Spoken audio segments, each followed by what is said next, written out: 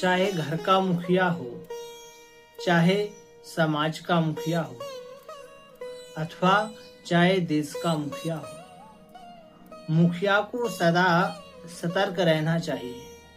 जो घर का मुखिया है उसको अपने घर में देखना चाहिए कि उसकी वजह से कोई घर में दुखी तो नहीं है। जो समाज का मुखिया है उसको हमेशा निरीक्षण करते रहना चाहिए कि समाज में कहीं कोई उपद्रव, कोई लूटपाट, कोई धर्मांतरण, कोई लव जिहाद या कोई और उपक्रम तो नहीं चल रहा है, जो नहीं चलना चाहिए। ऐसे ही देश का जो मुखिया है, देश का जो राजा है, उसको भी अपने देश में ये देखते रहना चाहिए कि उसकी प्रजा सुख में है अथवा दुख में है, तभी वो राजा बनने के योग्य है अथवा राजा बनने के योग्य नहीं। क्योंकि रामचरितमानस में श्री तुलसी महाराज लिख रहे हैं और ये चौपाई भगवान श्री रामचंद्र जी कह रहे हैं।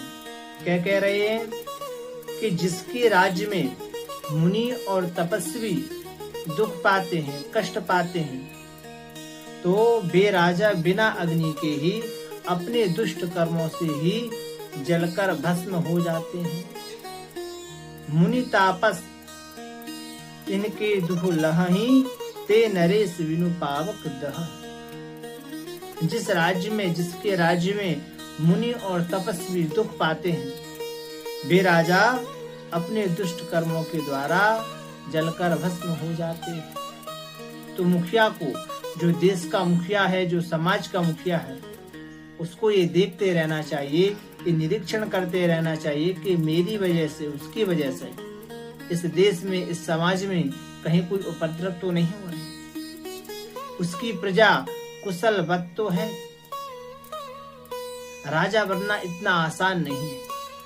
अपनी योग्यता सिद्ध करनी पड़ती थी प्राचीन भारत में। आज तो कोई भी राजा बन जाता है। पहले बड़ा चुनकर राजा बनाया जाता था कि इसमें राजा बनने के कुछ लक्षण हैं, कुछ गुण हैं या नहीं। समय का प्रभाव है, जैसे जैसा समय चल रहा है वैसा वैसा हो रहा है।